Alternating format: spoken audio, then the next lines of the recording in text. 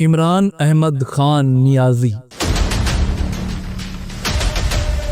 عمران خان کی زندگی محض ایک بایوگرافی نہیں بلکہ ایک ناقابل تسخیر جذبے اور بے لوث حب الوطنی کی لازوال داستان ہے۔ وہ ایک ایسے انسان ہے جس نے بلند ترین خواب دیکھے، انہیں تعبیر دینے کے لیے انتھک جد و جہد کی اور ظلم و جبر کے سامنے کبھی سر تسلیم خم نہیں کیا۔ وہ ایک ایسا عظیم لیڈر ہے جس نے اپنی حیات کے ہر مرحلے پر ہر میدان میں پاکستان کی بہتری اور عظمت کے لیے سینہ سپر ہو کر لڑا ہے۔ یہ جدوجہد چاہے کرکٹ کے عالمی میدان میں ملک کا نام روشن کرنے کی صورت میں ہو، فلاحی کاموں کے ذریعے کروڑوں غریبوں کو امید دلانے کی شکل میں ہو، یا پھر سیاست کی پرخار اور خطرناک راہوں میں حقیقی جمہوریت کے لیے آواز اٹھانے کی صورت میں ہو۔ عمران خان کی زندگی کا سفر ایک شدید جذباتی رولر کوسٹر کی مانند ہے، جہاں کامیابیوں کی آسمان چھوتی بلندیوں سے لے کر جیل کی تاریک اور اذیت ناک کوٹھڑیوں تک ہر لمحہ پاکستان کی جمہوری بقا اور عوام کی خوشحالی کی جدوجہد کے پاکیزہ خون سے لبریز ہے۔ یہ ویڈیو ان کی زندگی کی مکمل بایوگرافی ہے، جس میں نہ صرف ان کی تمام شاندار کامیابیوں اور بے مثال کارناموں کو بتایا جائے گا، بلکہ ان کی طویل سیاسی جدوجہد، جمہوریت کے لیے دی گئی بے بہا قربانیاں، ان پر بنائے گئے ناجائز اور جھوٹے کیسز، عسکری دباؤ کے نتیجے میں سنائی گئی ناانصافی پر مبنی سزاؤں اور جیل میں برداشت کی گئی انسانیت سوز مشکلات کا بھی تفصیلی اور گہرا ذکر ہوگا۔ عمران احمد خان نیازی کی ولادت 5 اکتوبر 1952 کو تاریخی شہر لاہور میں ہوئی، جو اس وقت ڈومینین آف پاکستان کا ایک سرگرم حصہ تھا۔ ان کا تعلق ایک معزز اور تعلیم یافتہ متوسط طبقے کے گھرانے سے تھا، جہاں ان کے والد محترم اکرام اللہ خان نیازی ایک سول انجینئر کی حیثیت سے ملک و قوم کی خدمت کر رہے تھے، اور والدہ محترمہ شوکت خانم ایک نفیس اور دیندار گھریلو خاتون تھیں۔ عمران خان کی پیدائش ایک ایسے نازک وقت میں ہوئی جب پاکستان ابھی اپنے قدموں پر مضبوطی سے کھڑا ہونے کی کوشش کر رہا تھا، اور تقسیم ہند کے زخم ابھی تک ملت کے جسم پر تازہ اور دردناک تھے۔ ان کی پیدائش کے وقت خاندان کے بزرگوں نے یہ پیش گوئی کی تھی کہ وہ ایک ایسا غیر معمولی بچہ ہے جو اپنی آنکھوں میں ایک خاص چمک اور یقین لیے دنیا میں آیا۔ گویا وہ بچپن ہی سے یہ راز جانتا تھا کہ اسے مستقبل میں ایک بڑی اور فیصلہ کن جدوجہد کرنی ہے۔ ان کی والدہ شوکت خانم کا انتقال کینسر کے موذی مرض کی وجہ سے ہوا، اور ماں کی یہ دردناک جدائی بعد میں ان کی عظیم فلاحی زندگی کی مضبوط اور لازوال بنیاد بنی۔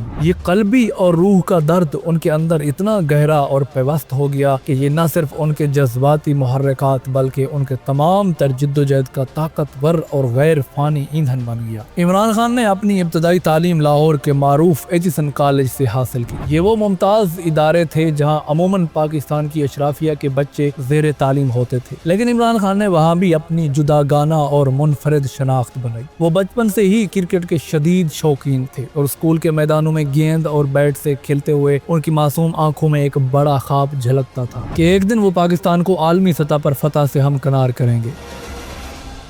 1971 میں وہ مزید تعلیم اور کرکٹ کے جنون کو لے کر انگلینڈ چلے گئے، جہاں انہوں نے رائل گرامر اسکول وورسٹر میں داخلہ لیا، جہاں انہوں نے نہ صرف تعلیمی میدان میں اپنی توجہ مرکوز رکھی بلکہ کرکٹ میں بھی اپنی غیر معمولی صلاحیتوں کو مزید نکھارا۔ 1972 میں انہیں کیبل کالج آکسفورڈ میں داخلہ ملا، جہاں انہوں نے فلسفہ، سیاست اور معاشیات میں اپنی ڈگری حاصل کی۔ آکسفورڈ کے ان تعمیری دنوں میں عمران خان نے صرف مطالعہ ہی نہیں بلکہ کالج کی کرکٹ ٹیم کی کامیاب قیادت بھی کی، جو در حقیقت ان کی پہلی عملی لیڈرشپ کی تابناک جھلک تھی۔ یہاں ان کی زندگی میں ایک اہم جذباتی موڑ آیا جب وہ اپنے ملک کی غربت، پسماندگی اور بڑھتی ہوئی کرپشن کو دیکھ کر بے چین اور مضطرب ہوتے، اور وہ اپنے دل میں یہ پختہ عزم کرتے کہ ایک دن وہ اپنے محبوب وطن کی تقدیر کو ضرور بدلیں گے۔ ان کی ابتدائی زندگی ایک ایسے بچے کی تھی جو اپنے پس منظر کی وجہ سے ایک آسان اور پرتعیش زندگی گزار سکتا تھا، لیکن انہوں نے اپنی فطرت کے مطابق مشقت اور جدوجہد کا مشکل راستہ چنا۔ ان کی بہنیں آج بھی ان کے بچپن کے قصے سناتے ہوئے بتاتی ہیں کہ عمران بچپن سے ہی سچے اور کھرے انصاف کی بات کرتے تھے، اور جب کبھی بھی کوئی ظلم یا ناانصافی دیکھتے تو ان کی آنکھیں نم ہو جاتی اور وہ رو پڑتے۔ یہ جذباتی اور انصاف پسند جذبہ ان کی زندگی کا ایک لازمی اور اٹوٹ حصہ بن گیا، جو بعد میں ان کی سیاسی زندگی اور اصول پسندی میں واش گاف نظر آیا۔ عمران خان کا کرکٹ کیریئر ایک ایسی دل فریب داستان ہے جو ہر پاکستانی کے دل میں فخر اور جذباتی لہریں پیدا کرتی ہے۔ صرف 16 سال کی کم عمری میں انہوں نے لاہور کی مقامی ٹیموں جیسے لاہور اے، لاہور بی اور لاہور گرینز کے لیے فرسٹ کلاس کرکٹ کا باقاعدہ آغاز کیا۔ 1971 میں انہوں نے انگلش کاؤنٹی کرکٹ میں ورسسٹر شائر کے لیے کھیلا اور پھر 1983 سے 1988 تک سسیکس کے لیے اپنی غیر معمولی کارکردگی کا مظاہرہ کیا۔ ان کا بین الاقوامی ٹیسٹ ڈیبیو 1971 میں انگلینڈ کے خلاف ایجپٹن کے میدان پر ہوا اور ون ڈے کا آغاز 1974 میں ٹرینٹ برج میں ہوا۔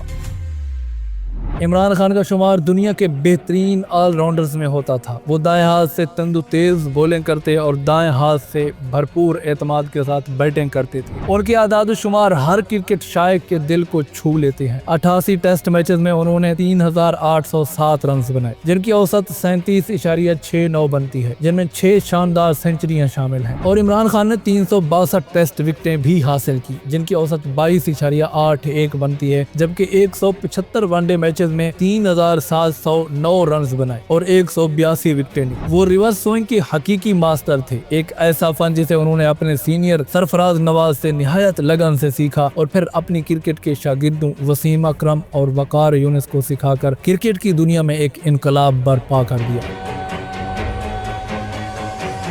1982 میں انہوں نے پہلی بار پاکستان کی کپتانی کا مشکل اور اہم ذمہ سنبھالا اور ان کی قیادت میں پاکستان نے پہلی بار انگلینڈ میں لارڈز کی تاریخی میدان پر ٹیسٹ میچ جیتا۔ ان کی قیادت میں 1987 میں بھارت اور انگلینڈ میں بھی سیریز جیتی گئی۔ ان کی کرکٹ کی مہارت کو تسلیم کرتے ہوئے انہیں 1983 میں Wisden cricketer of the year اور 1999 میں international cricketer of the year کے اعزازات سے نوازا گیا۔ لیکن سب سے جذباتی، سنسنی خیز اور ناقابل فراموش لمحہ 1992 کا کرکٹ ورلڈ کپ تھا۔ پاکستان ٹورنامنٹ کے ابتدائی مرحلے میں لگاتار ہار کا سامنا کرتا رہا اور ٹیم کی کمر ٹوٹ چکی تھی، لیکن عمران خان کی غیر متزلزل قیادت اور جوش و جذبے نے ٹیم کو ایک شاندار کم بیک کروایا۔ فائنل میں انگلینڈ کے خلاف اپنے زخمی ہونے کو نظر انداز کرتے ہوئے انہوں نے 72 قیمتی رنز بنائے اور ٹیم کو یہ تاریخی جیت دلائی۔ یہ جیت صرف کرکٹ کے ورلڈ کپ کی نہیں تھی، یہ پورے پاکستان کی امیدوں اور خوابوں کی جیت تھی۔ اس یادگار جیت کے بعد عمران خان نے بھرے دل سے ریٹائرمنٹ لیتے ہوئے کہا تھا، یہ جیت میرے لیے نہیں، یہ پاکستان کے غریب عوام کے لیے ہے جنہیں اب کوئی کینسر کا ہسپتال دے گا۔ یہ لمحہ آج بھی ہر پاکستانی کو جذباتی کر دیتا ہے، کیونکہ یہ در حقیقت ان کی عظیم سماجی اور سیاسی جدوجہد کا باقاعدہ آغاز تھا۔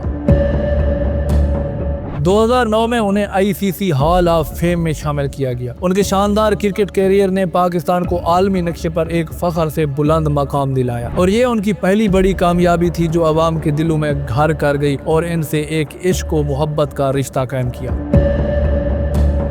عمران خان کی وسیع اور بے مثال فلاحی زندگی کا آغاز ان کی عزیز والدہ کی دردناک انتقال سے ہوا۔ 1985 میں محترمہ شوکت خانم کا کینسر سے انتقال ہوا، جو عمران خان کے لیے ایک شدید اور ناقابل بیان جذباتی صدمہ تھا۔ وہ رو رو کر یہ بات سوچتے اور کہتے کہ پاکستان میں غریبوں کے لیے کینسر کے مہنگے علاج کی سہولت کیوں موجود نہیں۔ اس قلبی کرب نے انہیں ایک عظیم مشن پر لگا دیا۔ اس مشن کے تحت انہوں نے 1994 میں شوکت خانم میموریل کینسر ہسپتال اینڈ ریسرچ سینٹر قائم کیا، جس کا دروازہ سب سے پہلے لاہور میں کھلا۔ اس عظیم الشان مقصد کے لیے فنڈ ریزنگ کرنے کے لیے انہوں نے پورے ملک کا جذباتی دورہ کیا اور عام لوگوں سے ایک ایک پیسہ جمع کیا۔ آج یہ ہسپتال جو ان کی والدہ کے نام پر ہے، اپنے 70% سے زیادہ مریضوں کو مکمل طور پر مفت علاج فراہم کرتا ہے اور اب تک لاکھوں انسانوں کی قیمتی جانیں بچائی جا چکی ہے۔ یہ ہسپتال عمران خان کی مضبوط ارادے اور عملی جدوجہد کا ایک زندہ، تابندہ اور بولتا ہوا ثبوت ہے۔ ایک ایسا ادارہ جو درد کو مستقل امید میں بدلنے کی طاقت رکھتا ہے۔ اس کے علاوہ 2008 میں انہوں نے اپنے آبائی علاقے میاں والی میں نمل یونیورسٹی قائم کی، جس کا مقصد غریب اور پسماندہ نوجوانوں کو اعلیٰ اور معیاری تعلیم فراہم کرنا ہے۔ یہ یونیورسٹی بریڈ فورڈ یونیورسٹی کی ایسوسی ایٹ ہے اور یہ ملک سے بے روزگاری اور جہالت سے لڑنے کا ایک طاقتور اور تعمیری ہتھیار ہے۔ عمران خان کی فلاحی فاؤنڈیشن نے 2005 کے ہولناک زلزلے، 2010 کے تباہ کن سیلاب اور 2013 میں شمالی وزیرستان کے IDPs کے لیے بھی بے لوث خدمات سر انجام دی۔ عمران خان نے یونیسیف کے اسپیشل ریپریزنٹیٹیو کے طور پر بھی صحت اور بچوں کی امیونائزیشن کے لیے گراں قدر کام کیا۔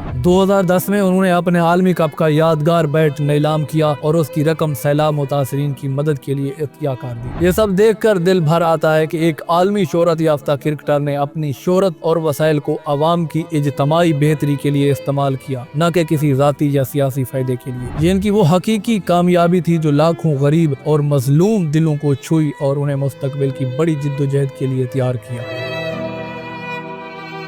عمران خان کی سیاسی زندگی کی شروعات بھی اصولی فیصلوں سے ہوتی ہے۔ 1987 میں ضیاء الحق نے انہیں پاکستان مسلم لیگ میں ایک اہم عہدے کی پیشکش کی، لیکن عمران خان نے اصول کی خاطر یہ پیشکش ٹھکرا دی۔ 1993 میں وہ کچھ عرصہ کے لیے کیئر ٹیکر حکومت میں ٹورزم ایمبیسیڈر کے طور پر خدمات انجام دیتے رہے۔ 1994 میں انہوں نے جنرل ریٹائر حمید گل کے ساتھ مل کر ایک سیاسی پریشر گروپ تشکیل دیا، لیکن تاریخی موڑ تب آیا جب انہوں نے 1996 میں نواز شریف کی سیاسی آفر کو قطعی طور پر ٹھکرا دیا اور 25 اپریل کو اپنی جذباتی اور اصولی جماعت پاکستان تحریک انصاف کی بنیاد رکھی۔ ایک غیر معمولی اور جذباتی فیصلہ تھا، ایک ایسا فیصلہ جو پاکستان میں موروثی کرپشن اور خاندانی سیاست کے خلاف ایک پرامن لیکن فیصلہ کن جدوجہد کا اعلان تھا۔ انہوں نے 1997 کے عام انتخابات میں حصہ لیا لیکن بری طرح شکست کھائی، تاہم انہوں نے ہمت اور حوصلہ بالکل نہیں ہارا۔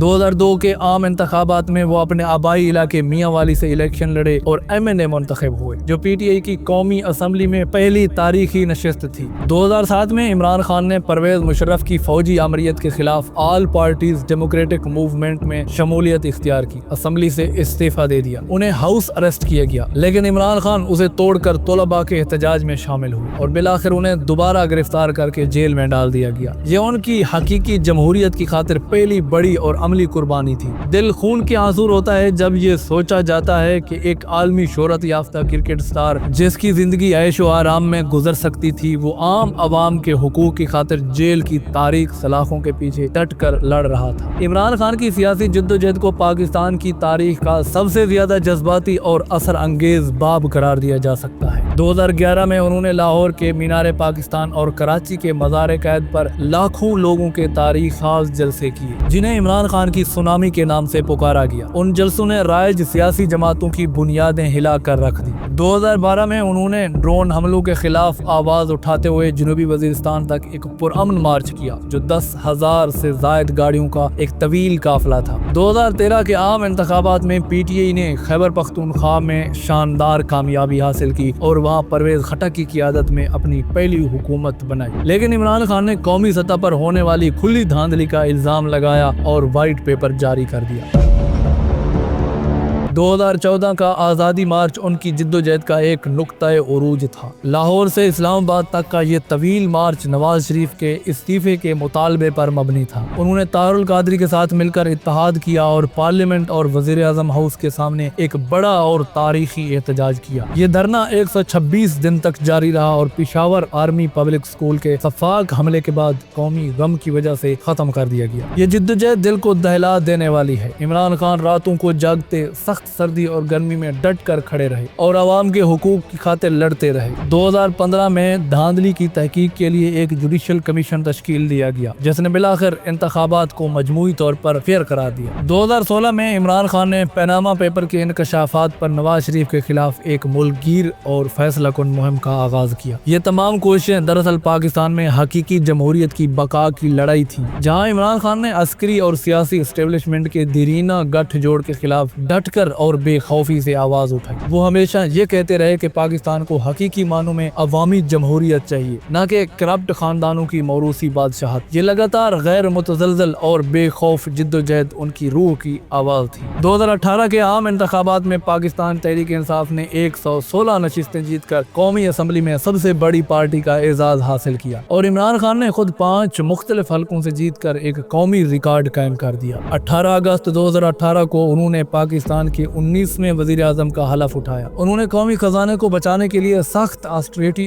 اقدامات کیے۔ عمران خان نے وزیر اعظم بننے کے بعد احساس پروگرام کا آغاز کیا، جسے پاکستان کا سب سے بڑا اور جامع ویلفیئر پروگرام مانا جاتا ہے۔ اس پروگرام کے تحت 10 ملین غریب ترین خاندانوں کو 12,000 روپے ماہانہ فراہم کیے گئے۔ انہوں نے کووڈ-19 وبا کے دوران سمارٹ لاک ڈاؤن کی حکمت عملی اپنائی اور ٹیکنالوجی کو بروئے کار لائے، جسے عالمی سطح پر سراہا گیا۔ عمران خان نے عالمی برادری سے غریب ممالک کے لیے قرض معافی کی بھی پرزور کال کی۔ عمران خان نے دیامیر بھاشا ڈیم اور محمد ڈیم کے لیے تاریخی فنڈ ریزنگ کا آغاز بھی کیا۔ پلانٹ فار پاکستان مہم کے تحت اربوں درخت لگائے۔ انہوں نے 15 نئے نیشنل پارکس بنائے، کوئلہ پروجیکٹس کو ختم کیا اور 60% رینیویبل انرجی کے حصول کا بڑا ہدف مقرر کیا۔ عمران خان نے کوہالہ ہائیڈرو پاور پروجیکٹ، جس کی لاگت تقریباً $2.5 بلین تھی، کا معاہدہ بھی کیا۔ عمران خان نے کرتارپور کوریڈور کھول کر سکھ برادری کے لیے ایک تاریخی قدم اٹھایا اور افغانستان بارڈر کو 24 گھنٹے اور 7 دن کھلا رکھا۔ عمران خان نے اقوام متحدہ میں اسلامو فوبیا کے خلاف ایک تاریخی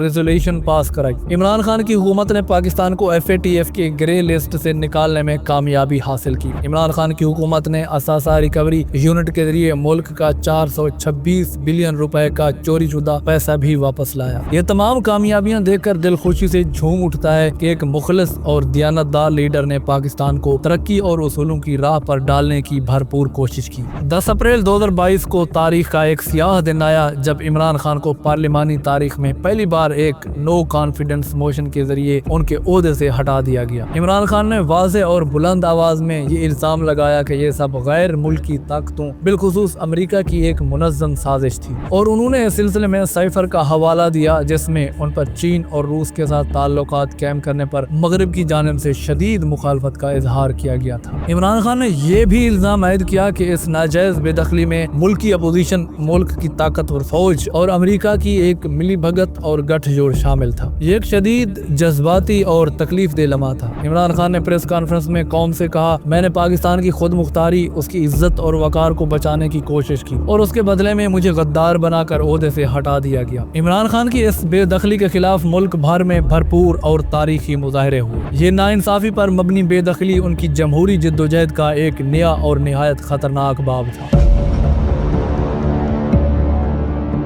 2022 میں اقتدار سے ہٹائے جانے کے بعد عمران خان پر سیاسی انتقام کے تحت 186 سے زائد ناجائز کیسز بنائے گئے جو ان کے بقول ان کی اصول پسندی کی سزا تھی۔ 21 اکتوبر 2022 کو انہیں توشہ خانہ کیس میں ایک ٹرم کے لیے نااہل قرار دیا گیا۔ اس کے فوراً بعد 3 نومبر 2022 کو ان پر وزیرآباد میں ایک جان لیوا قاتلانہ حملہ ہوا جس کا الزام انہوں نے واضح طور پر فوج اور اس کے اہم افراد پر لگایا۔ 9 مئی 2023 کو انہیں القادر ٹرسٹ کیس میں غیر قانونی طریقے سے گرفتار کیا گیا جس کے بعد ملک بھر میں بڑے پیمانے پر پرتشدد احتجاج ہوا۔ انہیں 12 مئی کو سپریم کورٹ کے حکم پر رہا کر دیا گیا، لیکن اگست 2023 میں انہیں دوبارہ گرفتار کر لیا گیا۔ جنوری 2024 میں انہیں توشہ خانہ کیس میں 14 سال کی قید، سائفر کیس میں 10 سال کی قید اور القادر ٹرسٹ کیس میں پھر 14 سال کی قید سنائی گئی۔ جنوری 2025 میں القادر کی سزا کو اپیل میں بھی برقرار رکھا گیا۔ اس کے بعد عدت کیس میں انہیں 7 سال کی قید کی سزا سنائی گئی۔ عمران خان اور ان کی جماعت یہ پختہ یقین رکھتی ہے کہ یہ تمام سزائیں ملک کی تاریخ کے سب سے بڑے عسکری دباؤ کے تحت دی گئیں کیونکہ فوج اور شہباز حکومت کے درمیان ایک پختہ گٹھ جوڑ تھا۔ اگرچہ کچھ کیسز بعد میں الٹ گئے جیسے سیفر کیس، عدت کیس اور توشہ خانہ میں سزا کی معطلی اور انہیں ضمانت مل گئی، لیکن سیاسی انتقامات کی وجہ سے وہ مسلسل جیل میں ہی رہے۔ اکتوبر 2024 میں ان پر قتل کی کوشش کا ایک اور جھوٹا کیس بنایا گیا۔ یہ ناجائز کیسز اور ظالمانہ سزائیں ہر صاحب دل کے دل کو خون کے آنسو رلاتی ہے کہ ایک سابق وزیر اعظم کو صرف سیاسی انتقام اور حقیقی جمہوریت کی جدوجہد کی پاداش میں اس طرح پھنسایا گیا۔ فوج نے انہیں ذہنی مریض تک کہا جو ظلم اور جبر کی انتہا تھی۔ یہ تمام دباؤ اور تکالیف ان کی اصولوں پر غیر متزلزل جدوجہد کا ایک دردناک باب ہے۔ عمران خان اگست 2023 سے اڈیالہ جیل راولپنڈی میں قید ہیں۔ عمران خان نے اپنی جیل کی زندگی کو ایک ڈیتھ سیل قرار دیا جہاں انہیں گھٹن زدہ تنہائی میں رکھا گیا اور ایک ہفتہ تو مکمل اندھیرے میں گزارنا پڑا۔ مئی 2024 میں انہوں نے ایک بار پھر شدید تنہائی کا الزام لگایا۔ عمران خان کی بہن علیمہ خانم نے درد بھرے الفاظ میں بتایا کہ وہ جیل میں شدید بیمار تھے اور انہیں مناسب طبی دیکھ بھال بالکل نہیں مل رہی تھی۔ خاندان اور وکلاء سے ان کی ملاقاتیں بھی محدود اور غیر یقینی کر دی گئیں۔ ایمنسٹی انٹرنیشنل نے ستمبر 2024 میں عمران خان کی فوری رہائی کا مطالبہ کیا، یہ کہتے ہوئے کہ یہ قانون کا صریحاً غلط استعمال اور سیاسی انتقام ہے۔ جیل میں عمران خان کو صحت کے سنگین مسائل بھی برداشت کرنے پڑے، جیسے ٹانگ کی پرانی چوٹ کی تکلیف اور طبی چیک اپ میں غیر ضروری تاخیر۔ یہ سب کچھ سیاسی انتقام اور فوج کے شدید دباؤ کے تحت کیا گیا۔ دل روتا ہے یہ سوچ کر کہ ایک قومی ہیرو اور سابق وزیر اعظم کو صرف اس لیے جیل میں اذیت دی جاتی ہے کہ وہ ملک میں حقیقی جمہوریت کی لڑائی لڑ رہا ہے۔ یہ تمام ناانصافی اور مشکلات ان کی جمہوری جدوجہد کو مزید مضبوط اور پرعزم کرتی ہے۔ عمران خان کی قید کی طوالت کے پیش نظر 2023 میں بیرسٹر گوہر علی خان کو پاکستان تحریک انصاف کا نیا چیئرمین منتخب کیا گیا۔ 2024 کے انتخابات میں سیاسی انتقام کے تحت عمران خان کو نائل قرار دیا گیا۔ وہ آج کے دن یعنی 14 دسمبر 2025 تک جیل میں قید ہے۔ پاکستان تحریک انصاف ان کی رہائی کے لیے مسلسل احتجاج اور مظاہرے کرتی رہی، لیکن فوج انہیں قومی سیکیورٹی کا خطرہ قرار دیتی رہی۔ ان پر ملک سے غداری کے الزامات لگائے جاتے رہے۔ عمران خان کی زندگی ایک غیر معمولی دردناک اور شدید جذباتی کہانی ہے، جو ناقابل یقین کامیابیوں سے بھری اور بے مثال جدوجہد سے لبریز ہے۔ وہ پاکستان کی عظمت اور عوام کی خوشحالی کے لیے لڑے اور آج بھی جیل کی تاریک کوٹھڑیوں سے ایک بلند اور پرعزم آواز اٹھا رہے ہیں۔ یہ بایوگرافی نہ صرف ان کی شاندار کامیابیاں بیان کرتی ہے، بلکہ ان کی جمہوریت کی خاطر دی گئی لازوال قربانیوں کی ایک درد بھری اور غیر فانی یادگار بھی ہے۔ ان کی وراثت ان کا غیر متزلزل عزم ہے جو کبھی ہار نہیں مانتی۔